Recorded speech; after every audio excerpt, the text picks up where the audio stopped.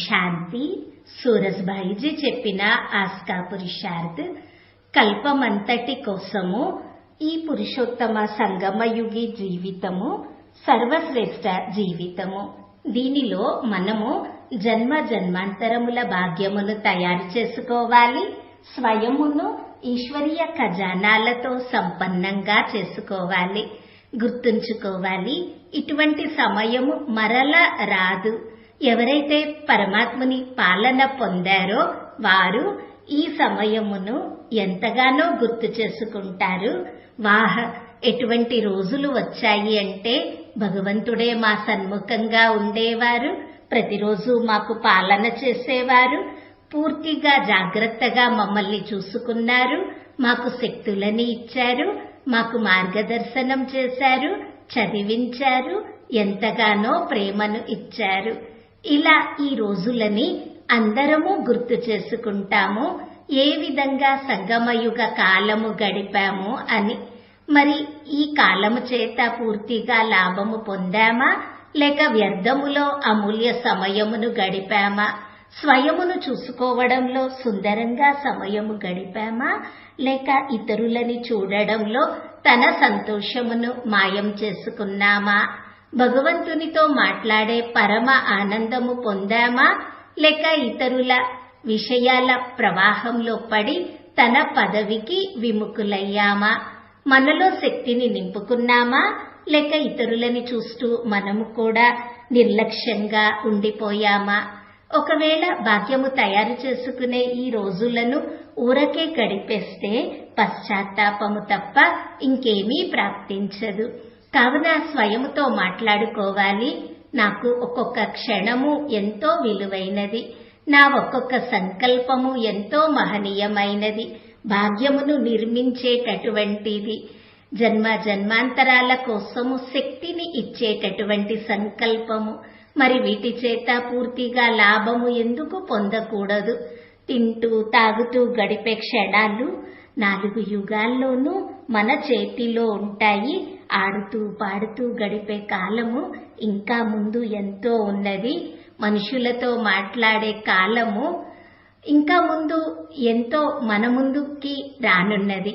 కానీ పరమాత్ముని మిలనము యొక్క ఈ బంగారు క్షణములు మరలా రావు. మరి మనమేమి చేస్తున్నాము? అటు ఇటు అనేక విషయాల్లో చిక్కుకొని ఉన్నామా? నీది నాది, గౌరవ ప్రతిష్టల కోరిక, ఎక్కడైనా స్వార్థము, ఎక్కడైనా ఊహించడము, అనుమానం యొక్క వలయంలో చిక్కుకొని ఈ అమూల్య క్షణములను గవ్వల వలె పోగొట్టుకుంటున్నామా? ఆలోచించండి. ఈ ధనము తోడురాదు, పదవి, పొజిషన్స్, గౌరవము, ప్రతిష్టలు ఏవీ తోడురావు. ఉపయోగపడేది కేవలం మహనీయ స్థితి, తన పుణ్యకర్మలు కూడా ఏవి అంటే మనము నిష్కామ భావముతో చేసినవి. ఒకవేళ పుణ్యకర్మ చేస్తే వాటిని ఎంతో వర్ణిస్తూ ఉంటే, ఆ పుణ్యకర్మల వెనుక స్వార్థము ఉంటే, పేరు గురించిన కోరిక ఉంటే, ఇతరులని ముందుకి రానివ్వకపోతే, కేవలం నేనే ఉండాలి అనుకుంటే ఆ పుణ్యఖాతా కూడా క్షీణిస్తుంది. కావున మనము బుద్ధివంతుడైన తండ్రికి పిల్లలము, మనకి సద్వివేకము ప్రాప్తించినది. కావున చింతన చేయండి, ఈ అమూల్య సుందర క్షణముల లాభము ఎలా పొందాలి అని. ఈ రోజంతా ఒక చక్కటి అభ్యాసము చేద్దాము.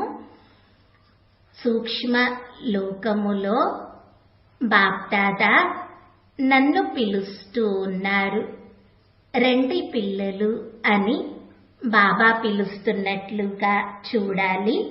నేను ఎగురుతూ బాప్దాదా వద్దకి చేరుకున్నాను. బాబా దృష్టిని ఇస్తూ ఉన్నారు.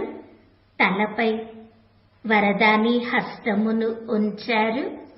ఆ చేతి నుండి సుఖమయ వైబ్రేషన్స్ నాలో ఇమిడిపోతూ ఉన్నాయి. అక్కడ నుండి కిందకు వచ్చాము.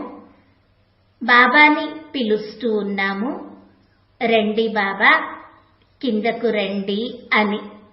సూక్ష్మవతం నుండి బాప్దాదా మన వద్దకి చేరుకున్నారు. మన ఎదురుగా ఉన్నారు. మరల బాబా నా తలపై తన వరదాని హస్తమును ఉంచారు. ఇలా పైకి వెళ్ళే కిందకు వచ్చే డ్రిల్లు రోజంతా చేస్తూనే ఉందాము. ఓం శాంతి.